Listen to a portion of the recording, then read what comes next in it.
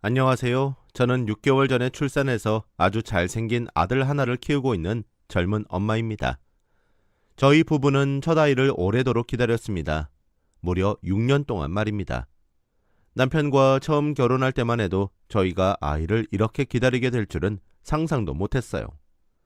둘 다 사지 멀쩡하고 혹여나 싶어서 저와 남편도 병원 가서 검사도 받아봤었는데 선생님들조차 저희 부부는 몸에 아무런 문제가 없으니 기다리고 노력하다 보면 아이가 언젠간 생길 테니 절대 조급해하지 말라고만 하셨죠. 하지만 아무리 기다려도 아이가 생기지 않아 결국 시험관 시술까지 알아봤고 시술을 준비하며 몸 관리를 하던 중에 정말 뜬금없게 아이를 가지게 되었어요. 그렇게 결혼하고 6년 만에 첫 아이를 가지게 되었죠. 임신 사실을 함께 옆에서 듣고 있었던 남편도 눈에서 눈물을 펑펑 쏟았습니다. 아이를 평소에도 너무나 좋아했던 사람이었고 남의 집 아이만 보면 얼른 우리 아이도 낳자는 말을 입에 달고 살았던 사람인데 그동안 아이가 생기질 않아서 저만큼이나 마음고생 많았거든요. 그렇게 서로를 안고 펑펑 울고는 아이가 찾아온 것에 감사해야 하며 오로지 몸조리에만 힘썼습니다.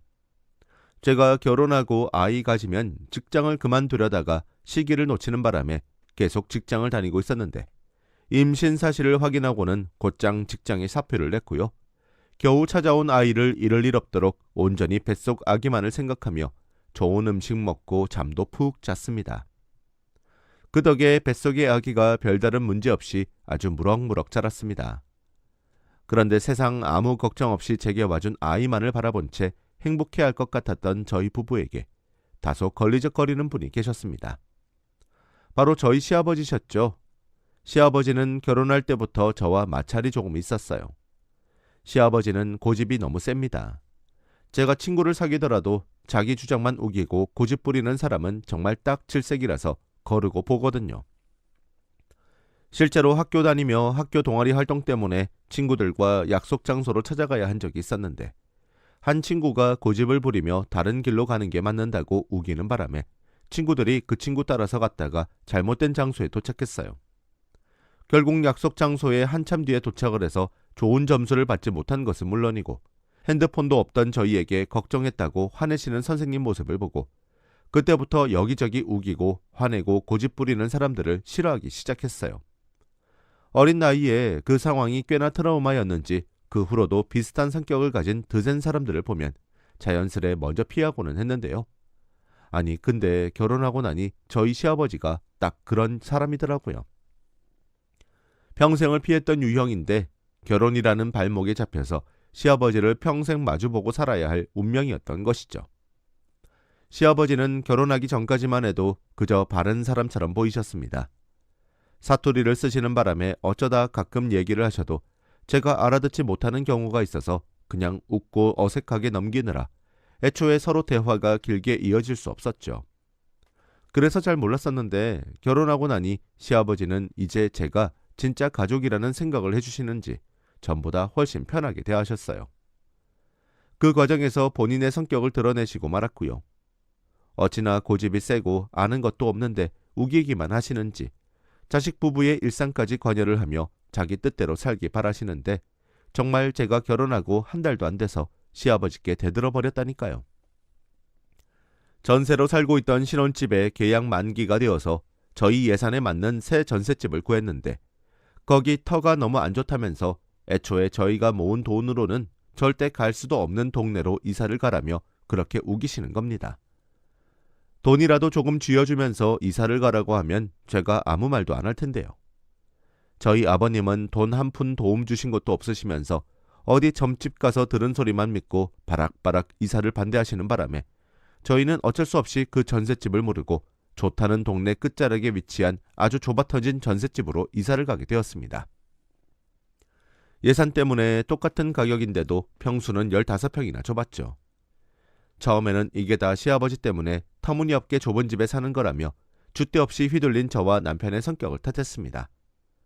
그러다가 좋은 일들이 곧 생기겠거니 하며 집 문제는 잊고 살려고 했었는데 아이가 너무 생기질 않으니 제 입장에서는 이게 다 아버님 탓이라고 생각했어요. 아버님이 말씀하신 터가 좋은 곳으로 이사를 가면 뭐 하냐고요. 터가 좋은 곳으로 와도 이러는데 다 거짓말이나 잘못 알고 있는 게 아니냐며 뒤늦게 또 시아버지께 엄청난 원망을 쏟아냈죠. 그러고서 아이가 안 생겨서 신경이 예민해져 있다 보니 자연스레 시아버지도 안 보고 지냈는데 시아버지가 제 발로 저희 집에 찾아오시기도 하셨어요. 와서는 서로의 기분을 맞춰주며 기분 좋게 지내다 가는 게 아니라 속으로 아주 들었다 놨다 하면서 천부를 일으키고 떠나고는 하셨죠. 대뜸 집에 오셔서는 가구 배치가 잘못되었다며 세탁기는 동쪽으로 놓고 그 옆에 전자레인지는 북쪽에 설치하라면서 멋대로 세탁기를 빼내려고 하시는 겁니다. 밑에 먼지도 가득이고 그 무거운 걸 노인 혼자서 빼내겠다고 난리를 피우시니 저희도 가만히 있을 수가 없어서 극구 말리다가 결국 도와드리는 척을 했죠.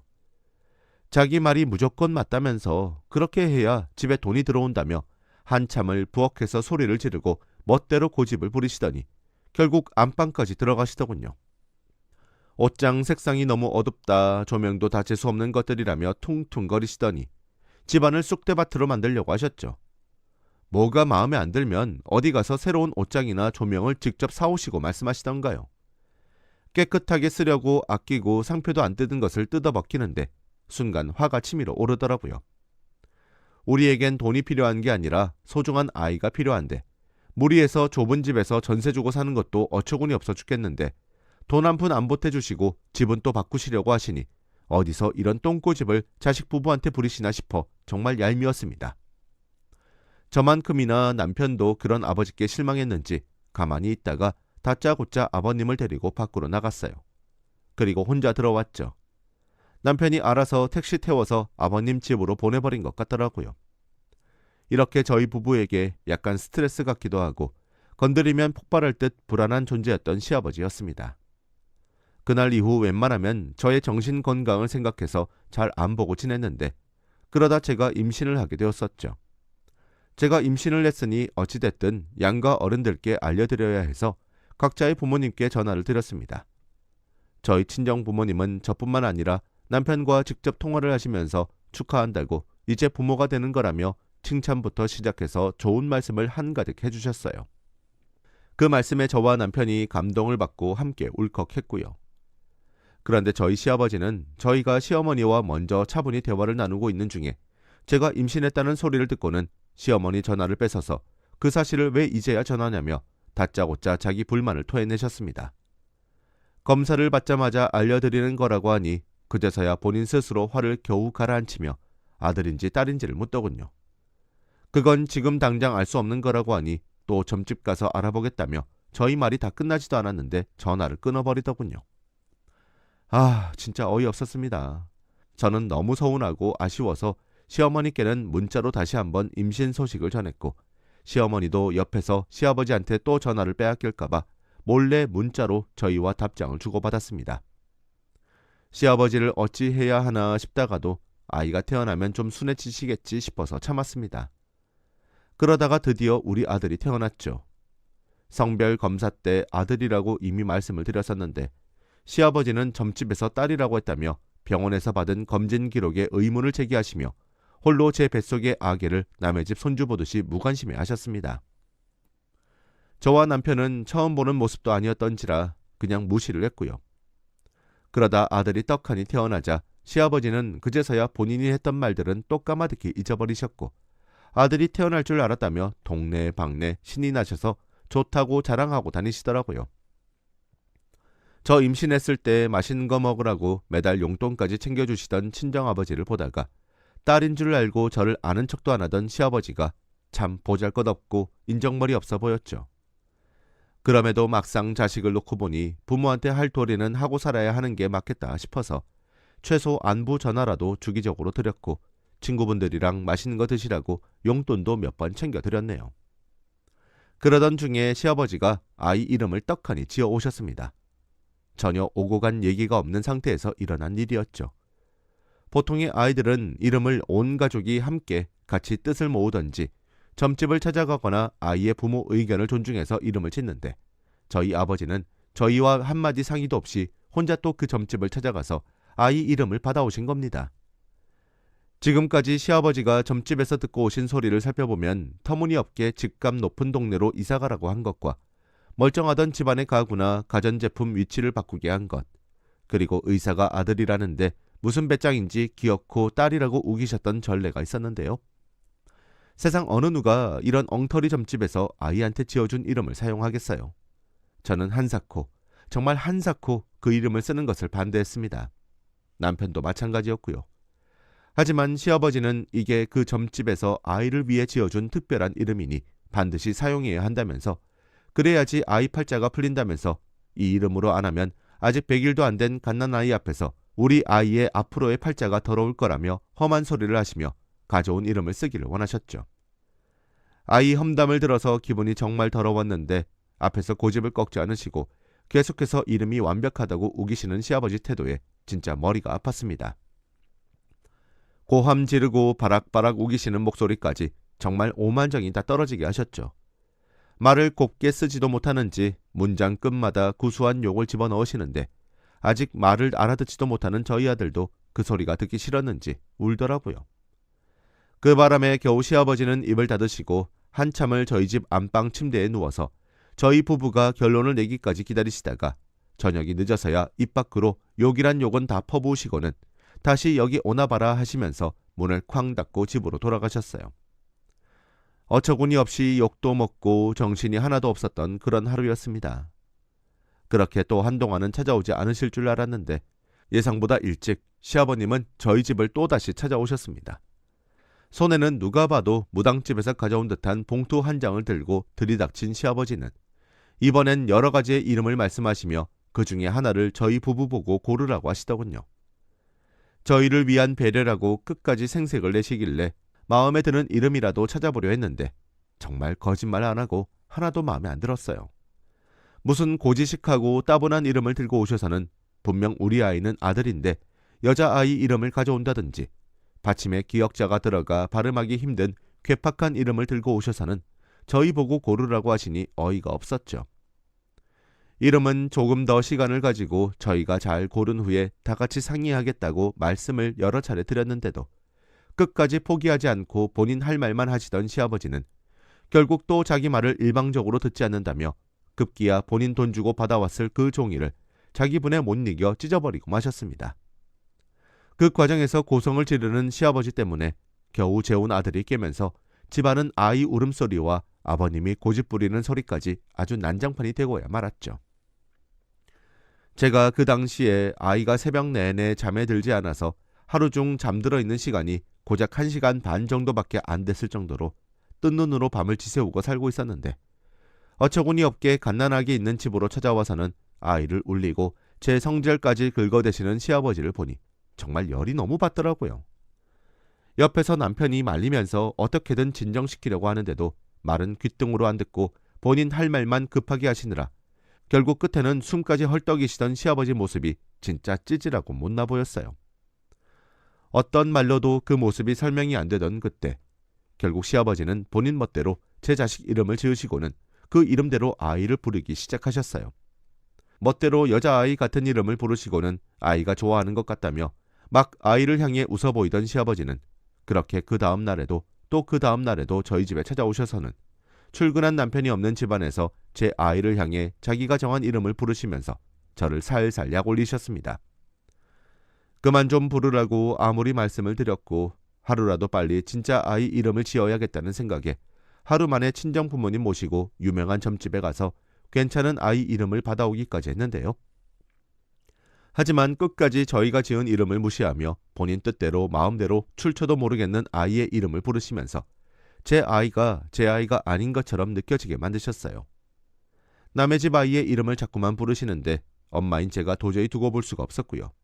그러다가 얼마 전 제가 아이의 출생신고를 하며 급하게 넣은 태명 말고 친정 부모님이 지은 이름으로 가족관계 등록부에 등재된 정식 이름을 변경했는데요.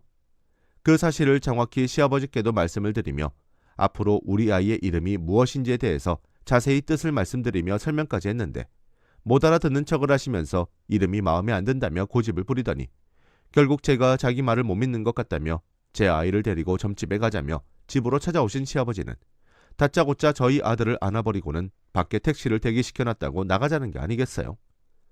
그 바람에 저는 순식간에 허락도 없이 제 아이를 안고 집을 나서려는 시아버지로부터 아이를 지켜내겠다고 사정사정을 해서 아이를 다시 받았고요. 진짜 혹여나 그 와중에 아이가 바닥에 떨어지거나 다치기라도 할까봐 시아버지 흥분 안 시키려고 소리도 안 지르고 언성도 안 높이고 정말 무릎까지 꿇어가며 이름을 당장 바꾸겠다고 설득을 하니 그제서야 말귀를 알아듣는 것 같다며 아이를 안겨주시던 시아버지. 제 심장은 그 순간 갈기갈기 찢겼습니다. 심장이 한번 떨어졌다가 달라붙은 것 같은 기분이 들기도 했고 이미 한번 잃었다가 다시 찾아온 것 같아 안도감이 들었어요. 아이를 작은 방 침대에 넣어두고는 문을 꽉 닫고 시아버지께로 향했어요. 시아버지는 너무나도 태연스럽게 본인이 주장했던 아이의 이름을 부르면서 제 기분을 약올리고 있었는데 저는 그 길로 당장 시아버지 앞으로 가서 한마디 했습니다. 감히 다른 사람도 아니고 자기 손주를 들고서 엄마인 내 허락도 없이 이 집을 나서려고 하냐며 어디 감히 시아버지 주제에 아이 엄마를 앞에 두고 이름을 정하려고 아이를 마음대로 낚아채냐며 쏘아대고 내 집에서 당장 나가시라며 멱살을 부여잡고는 현관으로 향했죠. 순간 정신을 못 차리던 시아버지는 뒤늦게야 이게 미쳤냐며 발악을 하시는데 그 길로 제가 시아버지 정강이를 한 대 걷어차는 바람에 시아버지는 아프다고 바닥에 주저앉으셨어요. 시아버지의 멱살을 잡고 끌어서는 집 밖으로 내쫓았습니다. 나가시는 길에 출처도 모르겠는 점집을 들락날락하며 내 집에 안 좋은 기운까지 들이지 말라고 소금을 현관 복도를 향해 뿌려버렸습니다.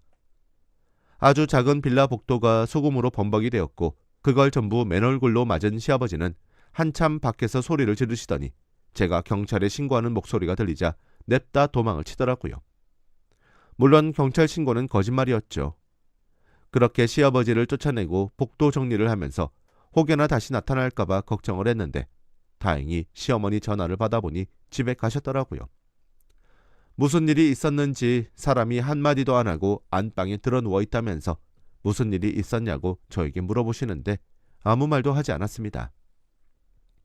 그냥 시아버지 코를 좀 납작하게 해드렸는데 다음에 또 이런 식으로 집에 찾아오시면 그땐 소금이 아니라 법적으로 변호사 불러서 해결할 테니 그렇게 전해달라고 부탁드렸어요. 핸드폰 수화기 너머로 저희 통화를 듣고 있던 시아버지는 시어머니한테 더 얘기 안 해도 된다면서 당황을 하며 전화를 끊더라고요. 아무래도 자신이 며느리한테 멱살을 잡혔다는 소리를 와이프한테 알려주기는 싫었나 봅니다. 이 일이 있고 난 후 저는 지난 6개월이 조금 넘는 시간 동안 단 한 번도 시아버지와 연락을 하지도 목소리를 듣지도 않은 채 온전히 제 아이 육아에만 최선을 다해 전념하고 있는 중이랍니다. 관심을 끊어주시고 며느리 무서운 줄 아는 시아버지 덕에 이제는 미신들도 믿지 않고 잘 지내고 있고 조만간에는 집값도 싸지만 안전하고 넓은 평수에서 지낼 수 있는 동네로 이사도 가게 될 것 같아요. 시아버지 손길에서 한 발짝 멀어지니 이래저래 참 집안이 참 편해졌죠. 왜 진작 내 아이를 가지고 고집부리는 시아버지에게 한 대 정도 처벌을 할 생각을 못했는지 저의 수동적이었던 지난날이 좀 화가 나긴 하지만 그래도 묵은 때가 싹 벗겨지는 기분입니다. 제 사연은 여기까지입니다. 지금까지 제 이야기를 들어주셔서 감사합니다.